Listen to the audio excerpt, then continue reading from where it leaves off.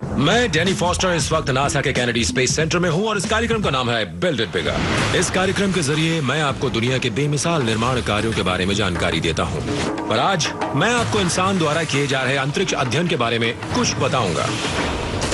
मुझे दुनिया की ऐसी इमारतों में प्रवेश की अनुमति मिली है जहां कुछ ही लोगों को जाने की इजाजत मिल पाती है। बहुत ही खास रियायत है। स्पेस शटल अपनी आखिरी उड़ानों में से एक के लिए तैयार किया जा रहा है। नासा के ऐतिहासिक अंतरिक्ष अध्ययन के इस कार्यक्रम को कॉन्स्टलेशन नाम दिया गया है।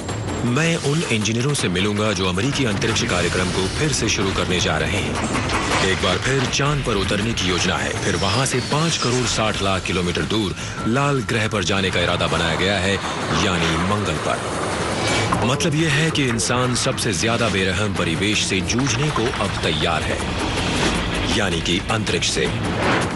इस वक्त दुनिया के 2 सबसे ऊंचे रॉकेट निर्माणाधीन हैं। तो इस समय हम लोग एरिस रॉकेट में हैं। अंतरिक्ष यात्री दुनिया के सबसे महंगे निर्माण कार्य का प्रशिक्षण ले रहे हैं। ये निर्माण कार्य ही है ना? ठीक कह रहे हैं। यानी कि स्पेस स्टेशन बन रहा है। बिल्कुल सही। अज्ञात इलाके में अन्वेषण करने के लिए एक वाहन तैयार किया गया है।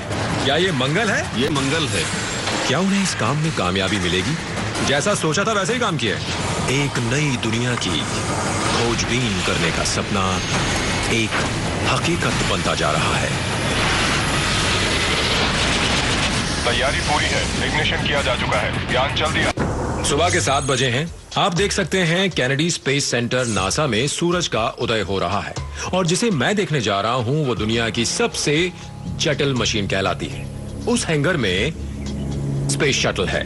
नासा में काम न करने वाला कोई इंसान इससे ज्यादा पास नहीं जा सकता है और वो एंडेवर है। इसे इसके आखिरी 3 अभियानों में से एक के लिए तैयार किया जा रहा है। सिर्फ 2 महीने बाद इसे अंतरिक्ष में भेजा जाना है। एंडेवर का रुख ऊपर किए जाने का वक्त आ गया है।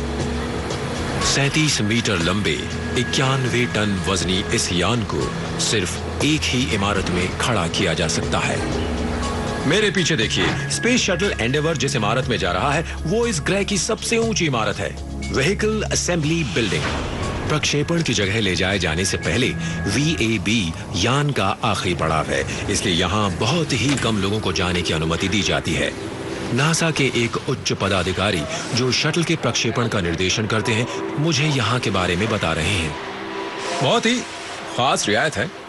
ये तो हम जानते हैं कि जो लोग नासा में काम नहीं करते वो स्पेस शटल के पास फटक भी नहीं सकते हैं। ये बहुत ही खूबसूरत मशीन है, वाकई बहुत ही शानदार मशीन है। देखिए मेरे सामने ही है एंडेवर। मुझे उम्मीद नहीं थी कि मैं ऐसा महसूस करूंगा। स्पेस शटल के इतना पास आ जाने से ही शरीर में सिहरन सी हो रही है। ये बहुत ही आलीशान मशीन है, बहुत ही शानदार।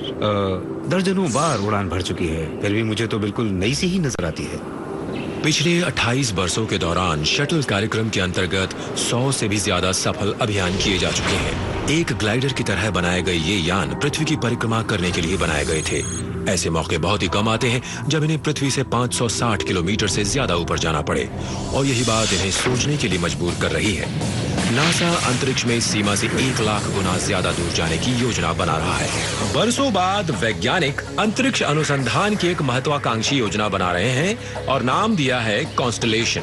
नए रॉकेट विकसित किए जा रहे हैं, नए प्रक्षेपण स्थल बनाए जा रहे हैं। ये सभी काम इस साहसिक अभियान को सफल बनाने के लिए किए जा रहे हैं। चांद पर एक स्थायी आधार शिविर बनाना चाहते हैं, मंगल ग्रह पर इंसान पहुंचाना चाहते हैं। अंतरिक्ष में नई दुनिया की तलाश की 20 वर्षीय योजना वाकई महत्वाकांक्षी है। 230 अरब डॉलर खर्च करने का प्रावधान है, पर सबसे बड़ी चुनौती तो नए अंतरिक्ष यान डिजाइन करने की है, जो पिछले 40 वर्षों में नहीं किया गया है। ये काम करने के लिए इंजीनियरों को अतीत का सहारा लेना पड़ रहा है। नासा के अंतरिक्ष यान 2 डिजाइनों में बनाए जाते हैं, कुछ शटल हैं और कुछ रॉकेट। ये सैटर्न 5 रॉकेट है, अब तक का बनाया गया सबसे लंबा रॉकेट। लंबाई है 111 मीटर।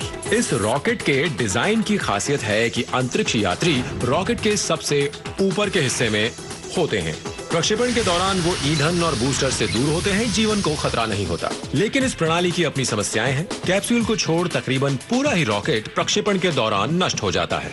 आज जो व्यवस्था है उसे मिली जुली शटल प्रणाली कहते हैं। एक ऑर्बिटर यान होता है 2 बड़े बूस्टर रॉकेट होते हैं और एक विशाल ईंधन का टैंक होता है जो बाहर लगा होता है। इस डिजाइन की खासियत है कि शटल अंतरिक्ष में अपना अभियान पूरा करने के बाद सकुशल पृथ्वी पर लौट आता है और उसका इस्तेमाल फिर से किया जा सकता है। इस व्यवस्था में भी समस्या है। प्रक्षेपण के दौरान अंतरिक्ष यात्री यान के जिस इलाके में होते हैं वो ईंधन के भंडार और बूस्टर रॉकेटों के पास होता है। अंतरिक्ष यात्री ज्यादा खतरे में रहते हैं। कॉन्स्टलेशन कार्यक्रम के तहत नासा के वैज्ञानिक अंतरिक्ष यान के डिजाइन में दूसरा महत्वपूर्ण बदलाव ला रहे हैं। पुराने रॉकेट कार्यक्रम की तरह ही अंतरिक्ष यात्री यान में ऊपर की ओर पूरी सुरक्षा में रहेंगे। रॉकेट को इस प्रकार बनाया जा रहा है कि उसका बार बार उपयोग किया जा सके। इस साहसिक कदम के तहत अब तक के 2 सबसे बड़े रॉकेट बनाए जा रहे हैं। एरीज 1 की ऊंचाई 98 मीटर है। ये स्टैच्यू ऑफ लिबर्टी से भी ज्यादा ऊंचा है। इसका प्रक्षेपण पहले किया जाएगा। इसमें बैठाकर 4 अंतरिक्ष यात्री अंतरिक्ष में भेजे जाएंगे। एरीज 5 की ऊंचाई 116 मीटर है और वजन 3600 टन से भी ज्यादा। ये अब तक का बनाया गया सबसे भारी रॉकेट है। इसका प्रक्षेपण बाद में किया जाएगा। माल, सामान और रसद इस पर लदे होंगे। अंतरिक्ष में दोनों यान मिलेंगे, फिर एक साथ आगे जाएंगे। इस नए अंतरिक्ष कार्यक्रम के तहत विकसित किए जा रहे रॉकेटों के पहले नमूने इस समय VAB में बनाए जा रहे हैं। पहला प्रोटोटाइप एरीज 1X सिर्फ 4 महीने बाद ही प्रक्षेपित किया जाएगा। एक बात जानना चाहता हूं, जो यान यहां बनाया जा रहा है उसमें बैठकर कोई इंसान ऊपर नहीं जाएगा। ये तो बस एक विशाल मॉडल रॉकेट है। ये सच है, इसे एक मॉडल भी कहा जा सकता है। हमने इसमें करीब 800 सेंसर लगाए हैं। उड़ान के दौरान कंपन के बारे में, हवा के प्रवाह के बारे में, तापमान में आने वाले परिवर्तन का अध्ययन किया जाएगा। इस जानकारी का इस्तेमाल एरीज 1 की उड़ान को ज्यादा सुरक्षित बनाने के लिए किया जाएगा। एरीज की असली उड़ान के पूर्वानुमान के लिए परीक्षण रॉकेट को भेजा जा रहा है। बाहरी आकार बिल्कुल वैसा ही है, पर अंदर सामान न होने की वजह से वजन उतना नहीं है। इसका आकार तो असली उड़ान के जैसा ही होना चाहिए, पर वजन का क्या होगा? वजन को बराबर कैसे बनाया जाएगा? सिम्युलेटर के ऊपरी चरणों को स्टील से बनाया जा रहा है। तो क्या आप स्टील से बना रॉकेट उड़ाने वाले हैं? जी हाँ। असली रॉकेट किस चीज का बना होगा? बीच का चरण ज्यादातर एल्यूमिनियम लिथियम का बना होता है। मोटाई भी कोक कैन जितनी ही होती है। यानी कोक कैन की मोटाई वाले एल्यूमिनियम की जगह इसमें 13 मिलीमीटर की स्टील की प्लेटें लगाई जा रही हैं। हाँ, तकरीबन। असली रॉकेट तो बहुत हल्का होना चाहिए, तभी तो ज्यादा सामान ऊपर भेज पाएंगे। और यहाँ आप इसका ठीक उल्टा कर रहे हैं। जब सभी 6 हिस्सों को जोड़ दिया जाएगा तो रॉकेट की लंबाई 100 मीटर पहुंच जाएगी। इस वक्त हम इसके ऊपरी हिस्से में हैं। तो इस समय हम एरीज रॉकेट के अंदर हैं। हाँ, जहाँ आप हैं वहाँ लिक्विड ऑक्सीजन का टैंक होगा। क्योंकि इस प्रोटोटाइप के टैंक खाली रखे जाने हैं, इसमें कोई ईंधन नहीं रखा जाएगा। उसके बजाय आंकड़े जमा करने के लिए 800 सेंसर लगाए जाएंगे। वैसे काफी जानकारी तो कंप्यूटर मॉडल बनाकर भी हासिल की जा सकती है। विंड टनल बनाकर उसमें परीक्षण कर सकते हैं, लेकिन इतने बड़े आकार का रॉकेट पहले कभी उड़ाया नहीं गया है। मॉडल तो आप जितना चाहे बनाकर उड़ा लें, लेकिन परेशानियां समझनी है तो असली रॉकेट उड़ाकर देखना पड़ेगा। समय का चक्र पीछे जा रहा है। नासा की शुरुआत भी तो कुछ इसी तरह से हुई थी। हाँ, चांद पर भेजा जाने वाला रॉकेट फिर से बनाया जा रहा है। देखें तो चांद पर दोबारा जाने की तैयारी हो रही है। करीब 40 साल पहले इंसान आखिरी बार चांद पर चला था। तब भी इंसान बिना दबाव वाली खुली गाड़ी में था। आइए चलते हैं। ऑक्सीजन सिर्फ 7 घंटे के लिए पर्याप्त थी। किसी एक दिशा में ज्यादा से ज्यादा 8 किलोमीटर जाना संभव था। इस बार लक्ष्य बहुत बड़ा है। चांद की सतह पर हजारों किलोमीटर चलना चाहते हैं। वहां कुछ महीने बिताना चाहते हैं। लीजिए, मैं चांद पर आ गया हूँ। दरअसल ये चांद नहीं है, टेक्सास के ह्यूस्टन के पास के छोटे से शहर में हूँ। जिस जगह मैं हूँ उसे रॉक यार्ड नाम दिया गया है। इसे इंसान ने बनाया है। झूठी चांद की सतह उबड़ खाबड़ है, क्रेटर भी बनाए गए हैं, पर चांद जैसी सतह बनाने की जरूरत क्या थी? देखिए, यही तो वो जगह है जहाँ इस खास वाहन का परीक्षण किया जा सकता है। ये लूनर इलेक्ट्रिक रोवर है। चांद पर इंसान इसी कार में बैठकर घूमा करेगा। डैनी, मिलकर खुशी हुई। मुझे भी। ठीक है। माइक, आप एक अंतरिक्ष यात्री हैं। हाँ, आप तो अंतरिक्ष में जा चुके हैं 4 बार। ये बताइए कि चांद पर घूमने के अलावा भी ये किसी काम आएगी क्या? और भी काम आएगी। इसमें आप रह भी सकेंगे? हाँ, योजना तो यही है कि इंसान लंबे समय तक चांद पर रह सके। इसलिए ये जरूरी है कि इंसान चांद की सतह पर रहना और काम करना सीख जाए। हमें चांद पर कम से कम 6 महीने रहने के लिए तैयार होना चाहिए। इस दौरान सैकड़ों बार अंतरिक्ष में पैदल चलने की जरूरत पड़ सकती है। पिछले करीब 50 वर्षों से अंतरिक्ष में काम करना एक बड़ा ही कष्टदायक अनुभव होता था। इन्हीं कठिनाइयों की वजह से तो अन्य ग्रहों पर जाकर खोजबीन करने का काम सीमित दायरे में सिमट कर रह गया था। अंतरिक्ष में चलना भी तो जरूरी है। बिल्कुल। और तैयार होने में 6 घंटे लग जाते हैं। जी हाँ, स्पेस सूट खुद ही आपके लिए एक बड़ी मुसीबत बन जाते हैं। जब आप काम कर रहे होते हैं तो स्पेस सूट आप पर 300 ग्राम प्रति सेंटीमीटर का दबाव बनाता है, जैसे आप एक बास्केटबॉल में काम कर रहे हो। ये एक तख्ते की तरह बेलोच होते हैं। 1-2 घंटे बिताना पड़े तब तो ठीक है, पर अगर 8 घंटे काम करेंगे तो शरीर टूट जाएगा। इस रोवर को बनाने वालों ने एक चतुराई भरा तरीका निकाला है। ऐसा स्पेस सूट बनाया है जो एक खास जगह इस प्रकार लगा रहता है कि उसे पहनना या उतारना आसान हो जाता है।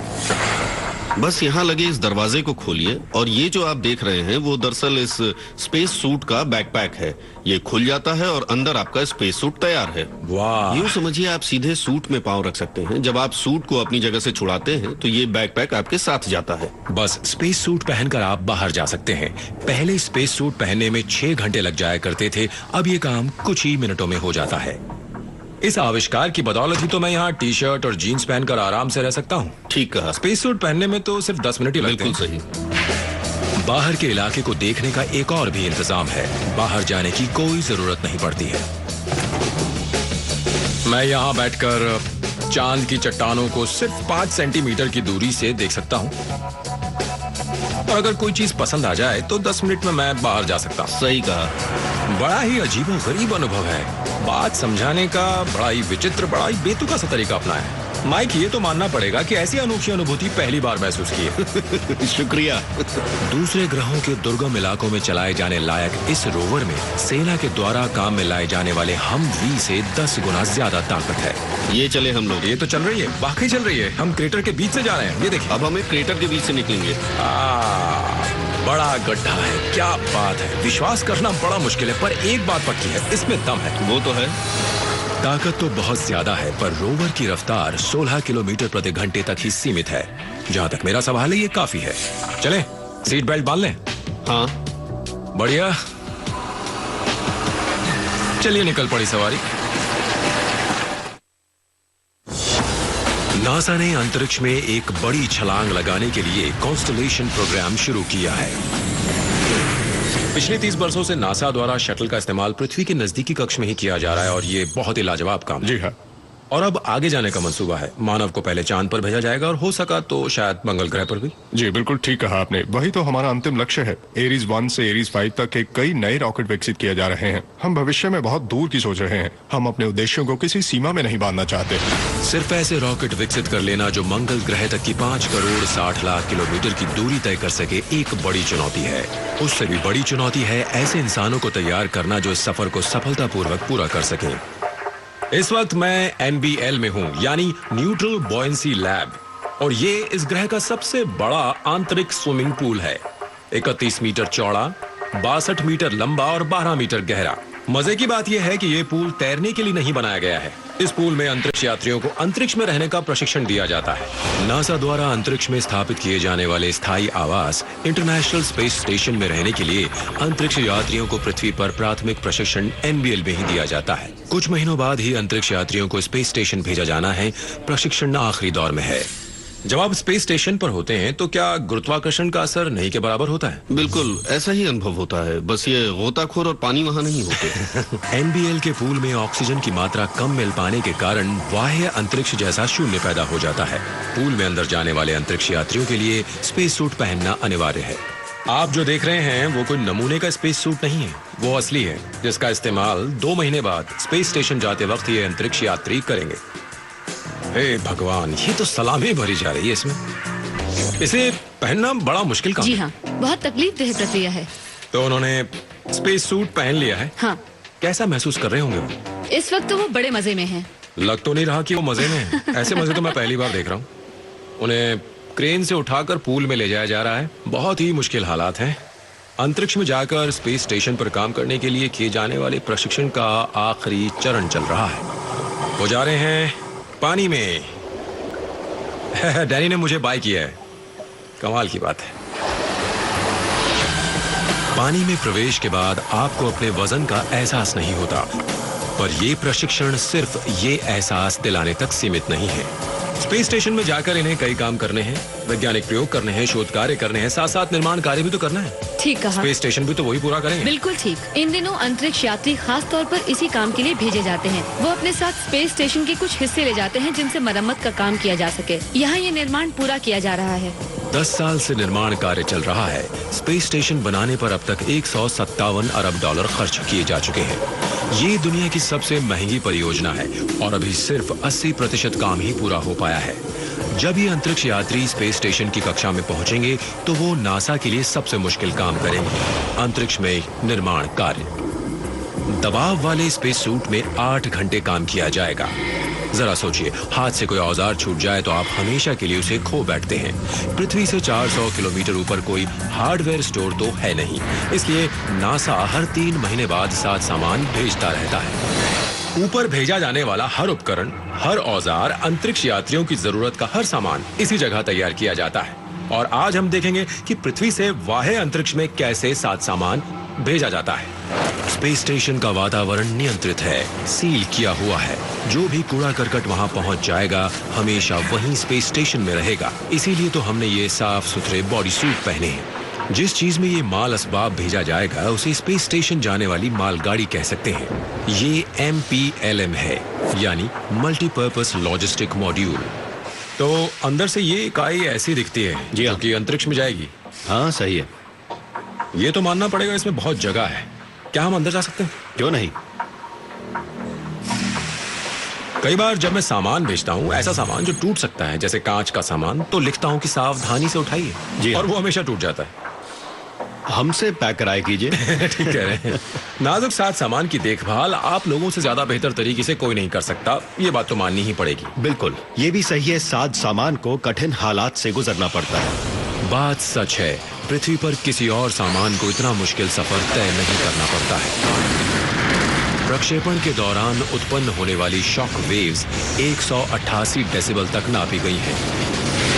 इतने तेज धमाके से अंतरिक्ष यान तक फट सकता है। उसके बाद उड़ान शुरू होती है। तकरीबन 8.5 मिनट में रफ्तार 27,000 किलोमीटर प्रति घंटा से भी ज्यादा हो जाती है। इस कठिन सफर को पूरा करने के बाद यान अंतरिक्ष के बेरहम परिवेश में प्रवेश करता है। अंतरिक्ष। केन, एक बात बताइए, जब ये इकाई स्पेस स्टेशन से जुड़ जाएगी तो ये बाहरी हिस्सा बाह्य अंतरिक्ष में होता है? जी हाँ, अंतरिक्ष बड़ी बेरहम जगह है। कक्ष में ध्वस्त यानों का मलबा घूमता रहता है। बहुत सी छोटी बड़ी चीजें वहाँ घूमती रहती हैं। इन सभी चीजों से यान को बचाना जरूरी है। सामान लेकर जाने वाली ये इकाई पृथ्वी से 400 किलोमीटर ऊपर चक्कर लगा रहे स्पेस स्टेशन से जाकर जुड़ती है।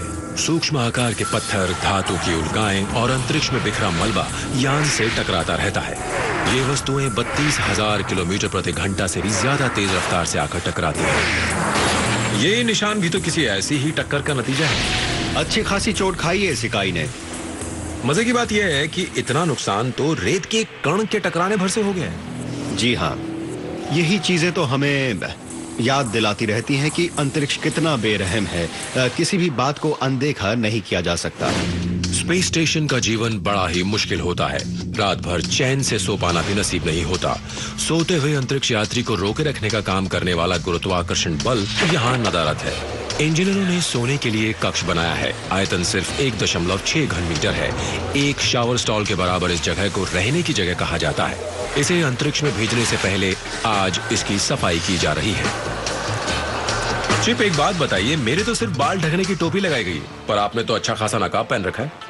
अगर आप दाढ़ी मूछ रखते हैं तो ये जरूरी हो जाता है कि उन्हें ढका जाए, इसलिए ये नकाब पहनना पड़ता है। आप कहना चाहते हैं कि मूछ का एक गिरा हुआ बाल भी स्पेस शटल भेजे जाने वाले उपकरणों को दूषित कर सकता है? सही कहा। चिप, मेरी आंखों को तो यहाँ इसके ऊपर कोई गंदगी नजर नहीं आ रही है। मैं तो कहूंगा ये तो अच्छा खासा साफ है। ये तेज लाइट जलाकर देखते हैं, पता चलेगा कि वहाँ क्या क्या मौजूद है। क्या बात, देखा आपने क्या क्या नजर आने वाला है? हाँ, यहाँ तो बहुत ही सफाई की जरूरत है। सही कहा आपने। अरे जरा देखिए तो ये क्या है।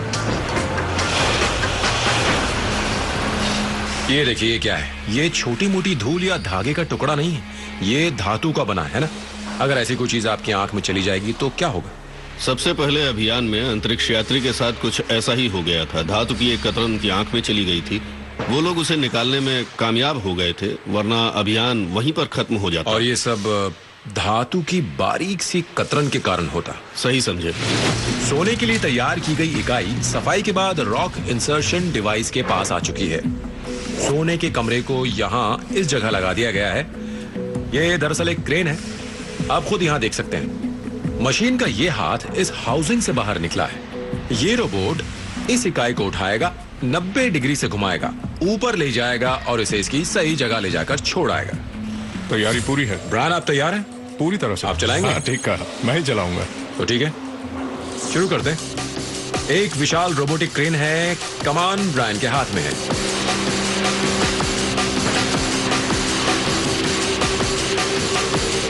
ब्रायन, ये रफ्तार ठीक है? जी हाँ, ये हाई है। ये हाई स्पीड हाई है। स्लो है, हाई स्लो, और अब ये लो स्लो है। सीट बेल्ट बांध लीजिए। नासा का सारा काम इसी रफ्तार से होता है। इसी बात को थोड़ा तेज रफ्तार से दिखाता हूं।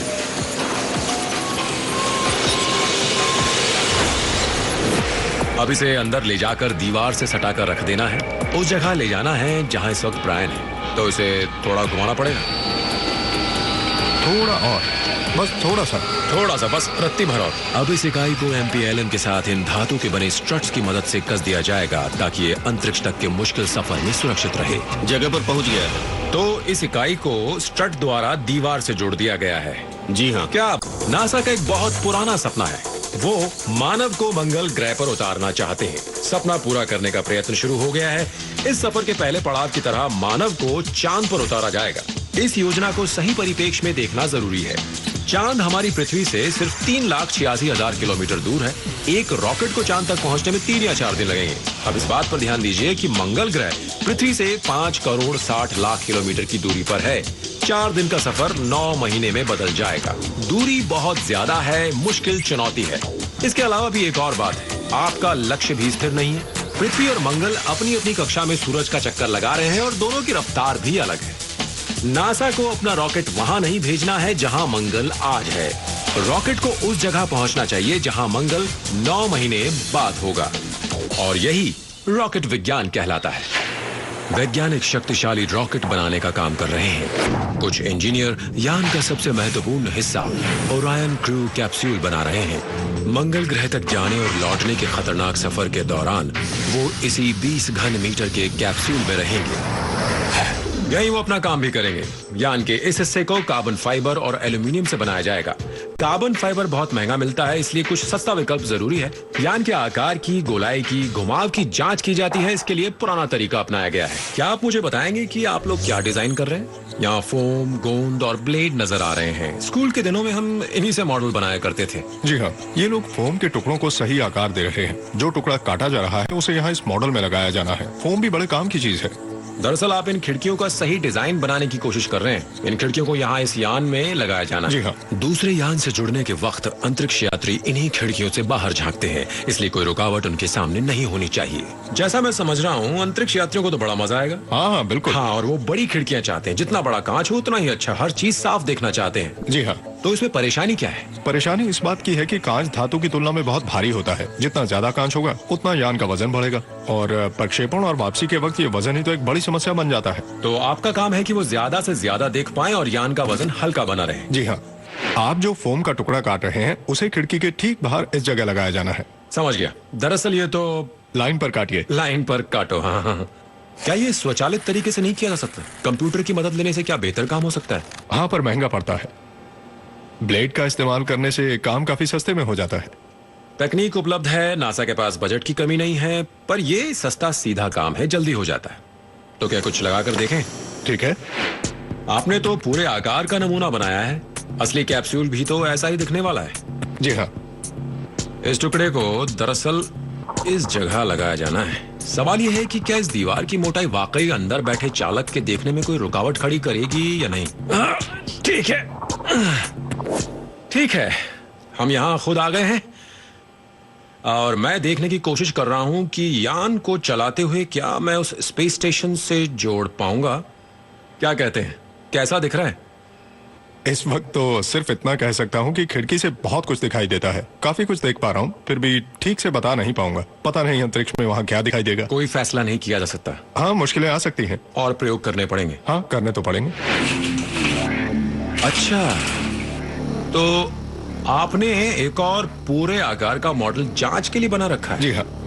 इस बार यहाँ असली स्क्रीन लगाए गए हैं, यान चलाने की स्टिक्स भी असली हैं। तो इस तरह से आखिरी फैसला लिया जाता है। यहाँ पता चलेगा कि वो टुकड़ा जो खिड़की के पास लगाया था वो देखने में रुकावट बन रहा है या नहीं। खुद देख लीजिए।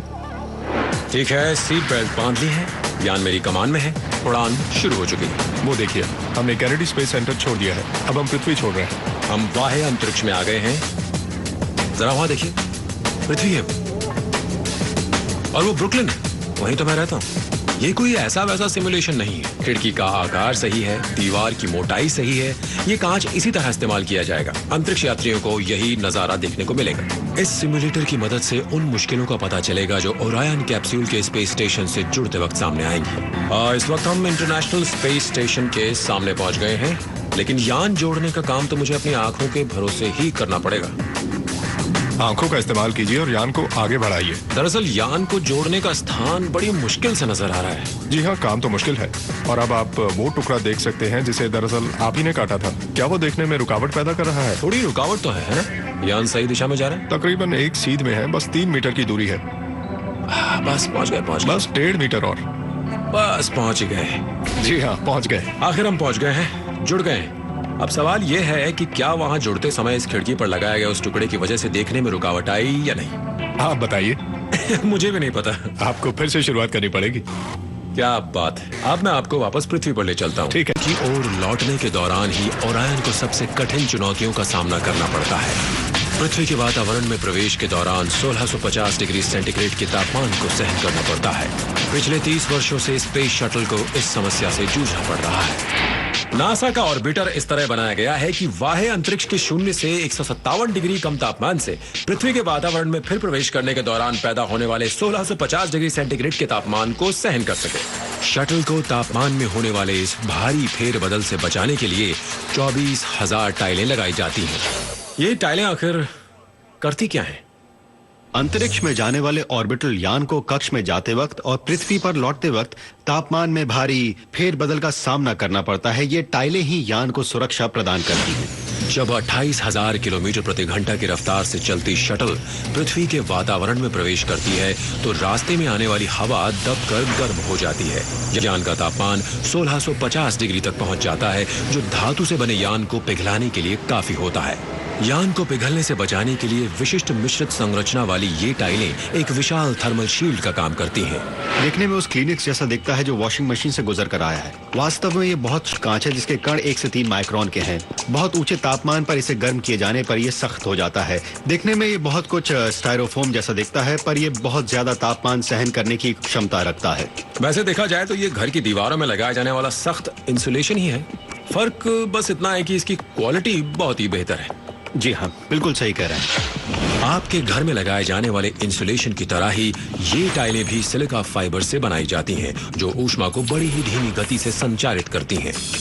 इंसान के बाल से 25 गुना कम व्यास वाले इसके रेशों से ऊष्मा पार नहीं जा पाती।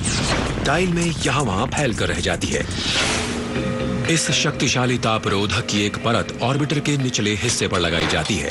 किसी जिक्सॉ पजल की तरह लगी इन टाइलों का आकार अलग अलग होता है, साइज भी अलग होता है। पुराने अभियान के दौरान नष्ट हो गई टाइल को बदलने के लिए ठीक उसी आकार की टाइल बनाना जरूरी होता है।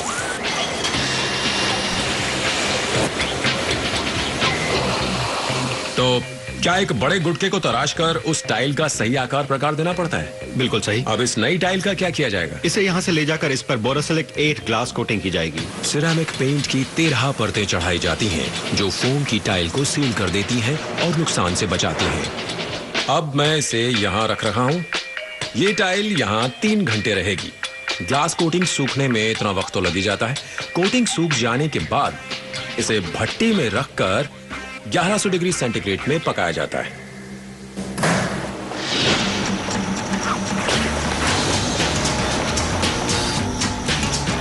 चलिए, तो हम इसे अंदर रख देते हैं और इन्हें जिन पर ग्लास कोटिंग हो चुकी है बाहर निकाल लेते हैं। सावधानी से कोटिंग बचाना। सावधानी। जिस इंसान ने आंद्रे द जायंट के ग्लव्स पहन रखे हो वो क्या सावधानी बरतेगा और क्या किसी को बचाएगा?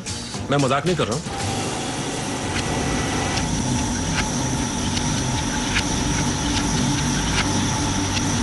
ये लीजिए, यहाँ पहुंचा दिया। अब इसे यहाँ 95 मिनट तक पकाया जाएगा। जब तक इस टाइल का गर्म होना चलेगा हम इन्हें बाहर निकाल लेते हैं। बहुत ज्यादा गर्म है भाई, तेरा तो मुंह ही झुलस गया। गिरना मत, गिरना मत। बहुत ज्यादा गर्म है। देखो कैसे चमक रही हैं, दोनों लाल सुर्ख दिख रही हैं। क्या ये जला सकते हैं? अंदर का तापमान कितना होगा? करीब 1200 डिग्री सेंटीग्रेड।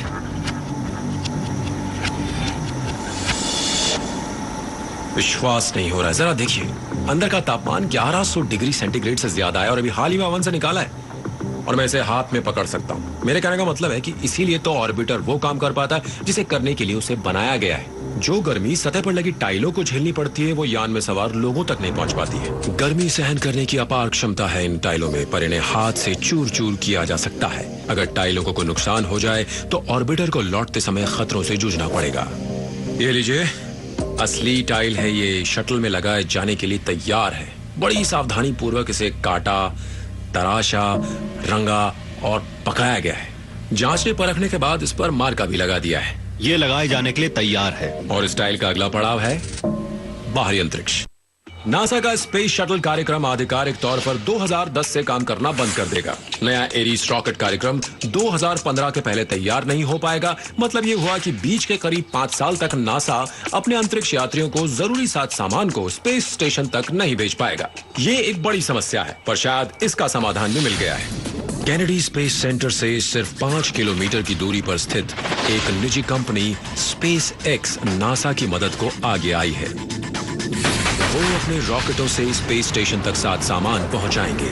जरूरत पड़ने पर वो अंतरिक्ष यात्रियों को भी ले जा सकते हैं। तो आप ऐसी पहली निजी कंपनी बन जाएंगे जो नासा के अंतरिक्ष यात्रियों के लिए साजो सामान लाने ले जाने का काम करेगी। ठीक कहा। अगर वो आपके रॉकेटों का इस्तेमाल ना करें तो उन्हें रूस से मदद लेनी पड़ेगी। जी हाँ, लेकिन वो तो आज एक बड़ा ही महंगा सौदा होगा। सोयूज रॉकेटों के जरिए नासा के अंतरिक्ष यात्रियों को स्पेस स्टेशन तक ले जाने के लिए रूस $5 करोड़ मांग रहा है, लेकिन स्पेसएक्स ये काम इससे आधे दाम पर करने का दावा करती है, काम करने के कुशल तरीकों और सीधे साधे लॉन्च पैड का इस्तेमाल करके। देखिए ब्रायन, मैं नासा होके आया हूँ। आपका लॉन्च पैड उनके लॉन्च पैड जैसा नहीं दिखता है। बिल्कुल सही है, हम अपने इस तरीके को क्लीन पैड कहते हैं। यहाँ नासा जैसा बड़ा लॉन्च टावर नहीं है, गोल घुमाई जा सकने वाली वो इमारत, उसमें मौजूद रहने वाला तामझाम, यहाँ तो कुछ भी नहीं है। ये तो खाली पैड नजर आ रहा है। क्या पूरी तैयारी हैंगर में ही की जाती है? कुछ घंटों में सब तैयारी हो जाती है और बस रॉकेट को उड़ा देते हैं। यानी कह सकते हैं कि काम करने का एक सस्ता और सुंदर तरीका है। शर्तिया तौर पर सस्ता और सुंदर है। प्रक्षेपण से पहले सबसे महत्वपूर्ण काम जो स्पेसएक्स को करना होता है वो है रॉकेट में ईंधन भरने का। ऐसे इंतजाम किए गए हैं कि 1 घंटे में ये काम पूरा हो जाता है। मेरे पीछे आप उस गोल लॉक्स टैंक को देख सकते हैं। बहुत ठंडी तरल ऑक्सीजन उसमें रखी जाती है। रॉकेट को शक्ति देने वाला ये एक महत्वपूर्ण घटक है। स्पेसएक्स वाले दावा करते हैं कि वो सिर्फ 30 मिनट में रॉकेट में ईंधन भर सकते हैं। ऐसा करने के लिए हर मिनट 7200 लीटर तरल ऑक्सीजन यहाँ से लॉन्च पैड तक पहुंचानी होगी। पंप तक बिजली एक बहुत बड़े केबल के जरिए पहुंचाई जाती है। बदकिस्मती से ये केबल सही जगह पर नहीं लगा है। तरल ऑक्सीजन के टैंक से रॉकेट तक ईंधन पंप करने के लिए बिजली जिस सब स्टेशन से आती है वो लॉन्चिंग पैड के उस ओर है। ये केबल प्रक्षेपण के दौरान रॉकेट से निकलने वाली उन लपटों के ठीक नीचे स्थित है जिनका तापमान 1100 डिग्री सेंटीग्रेड से ज्यादा होता है। केबल को बचाने के लिए उसे जमीन में दफन करना जरूरी है। लॉक्स टैंक से लॉन्च पैड तक की दूरी बहुत ज्यादा है। केबल बहुत भारी है। एक जगह से दूसरी जगह तक खींच कर ले जाना उसे व्यावहारिक नहीं है। जी हाँ, काट दिया है। काट कर बीच में जोड़ लगाएंगे। एकदम सही। बदकिस्मती से जिस बीच की आप बात कर रहे हैं वो तो बड़ी बुरी जगह है। सुरक्षित तो है? जी हाँ, पूरी तरह सुरक्षित है। मेरे पास अपना खुद का ऑक्सीजन मीटर है। मैं उस गड्ढे में जहरीली गैसों की मौजूदगी और ऑक्सीजन की उपलब्धता की जांच करता रहता हूँ। बढ़िया। तो हमारे पास अपना खुद का ऑक्सीजन मास्क है।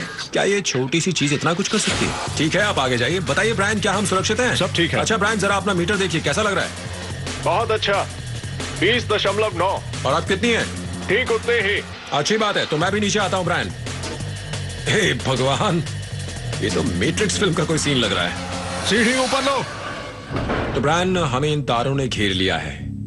ये तो सब बिजली के तार हैं। जी हाँ। इनमें से किन किन तारों में बिजली बह रही है इस वक्त? ज्यादातर तारों में से। सच? जी हाँ। सब में बिजली है? जी हाँ। 10,000 वोल्ट की बिजली इन तारों में से बह रही है, सिर्फ इस 25 मिलीमीटर के तांबे के तार को छोड़कर। इसी तार में जोड़ लगाया जाना है। तो ब्रायन, काम की बात यही है, वो नारंगी तार। जी हाँ। और इसे हम उस नारंगी तार से जोड़ेंगे। उसी से। तो शुरू करते हैं। जोड़ इस टर्मिनल से लगाया जाएगा। अब इस पर दबाव डाला जाएगा। तो अब इसे क्रिम्प करेंगे। जी हाँ, स्क्रिम्पिंग टूल से। जरा देखिए, मैं आपकी मदद करता हूँ। जरा देखिए तो, क्या सभी क्रिम्पिंग टूल इतनी आवाज करते हैं?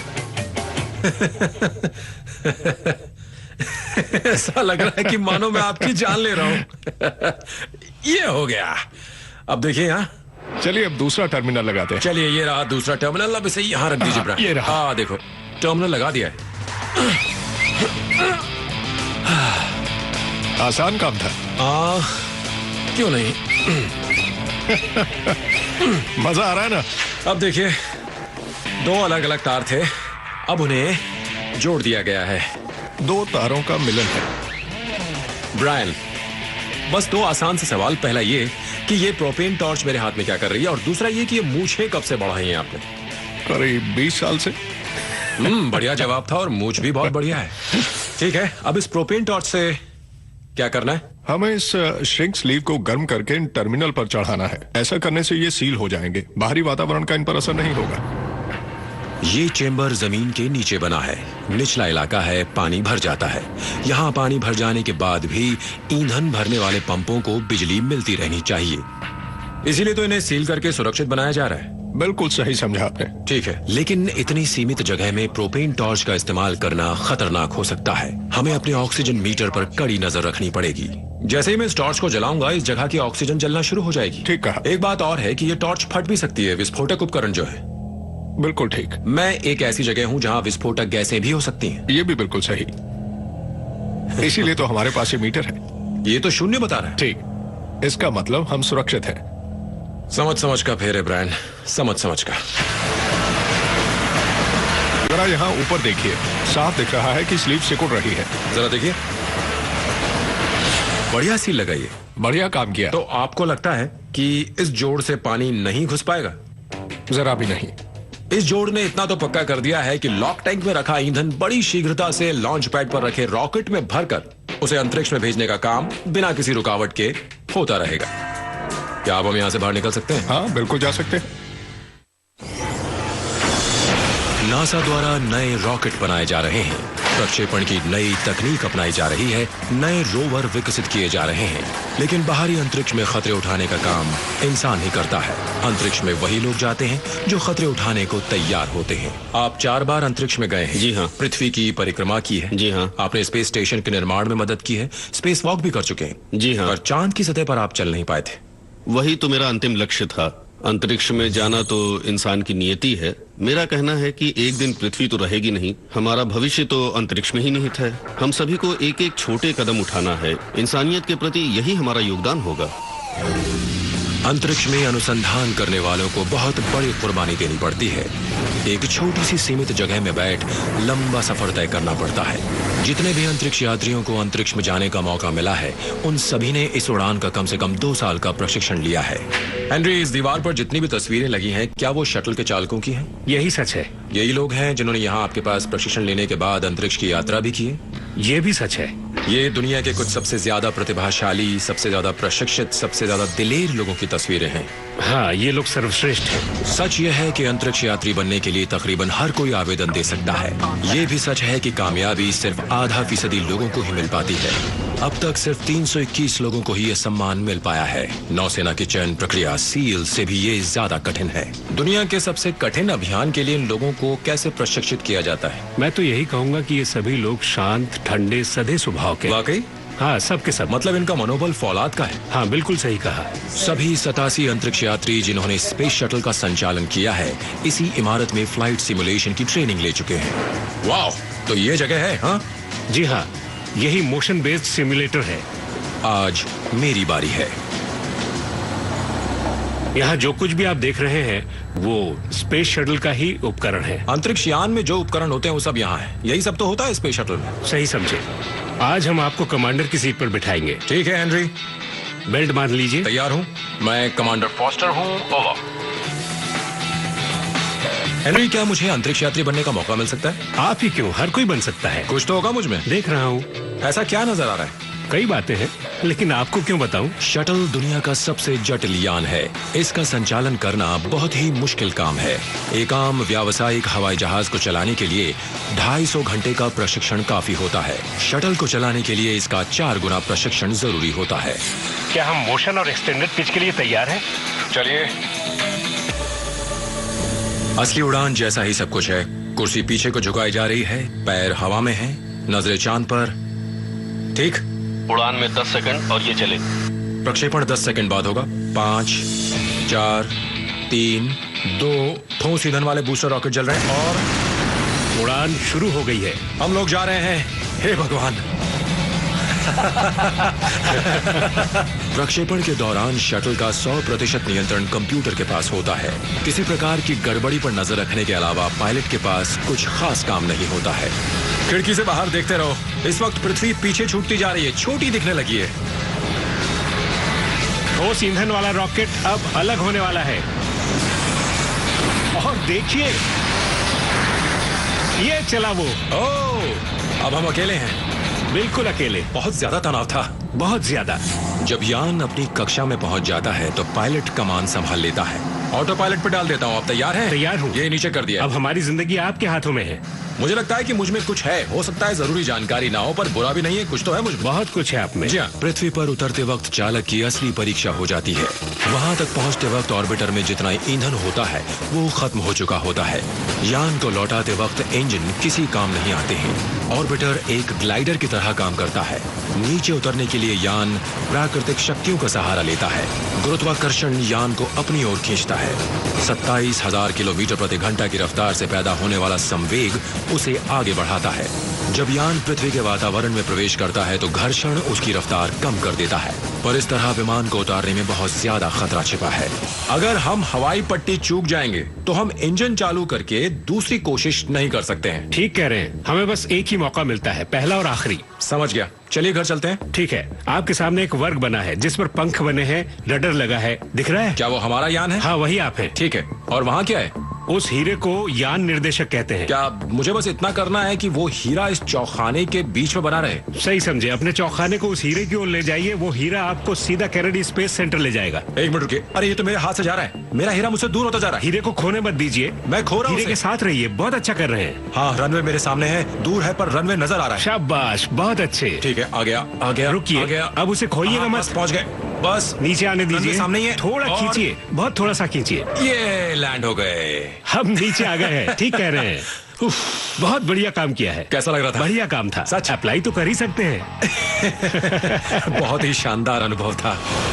1 साल से भी कम समय के अंदर अंतरिक्ष यात्रियों की अगली पीढ़ी का प्रशिक्षण शुरू हो जाएगा। उन्हें चांद पर और मंगल ग्रह पर भेजना है। नासा के लिए ये एक नया अध्याय होगा। इंसान अपना अगला बड़ा कदम उठाने जा रहा है। यही तो असली अन्वेषण का काम है। सच कह रहे हैं। अनजान के बारे में जानना तो इंसानी फितरत है। हम पूरी जिंदगी यही तो करते रहते हैं और नासा तो अनुसंधान के लिए ही बना है। ये रॉकेट तो हमें आगे ले जाने का एक जरिया है। हम तो अपने हौसले की बदौलत जहाँ चाहें पहुँच सकते हैं। एरीज रॉकेट की मदद से ये लोग ऐसा कुछ करना चाहते हैं जो आपने वैज्ञानिक कहानियों में ही पढ़ा है। यहाँ इस लॉन्च पैड पर काम करने वाले इंजीनियर, आर्किटेक्ट, डिजाइनर और बिल्डर को तो सफल होना ही है। ये इंसान को न सिर्फ चांद पर बल्कि मंगल ग्रह पर भी पहुंचा देंगे।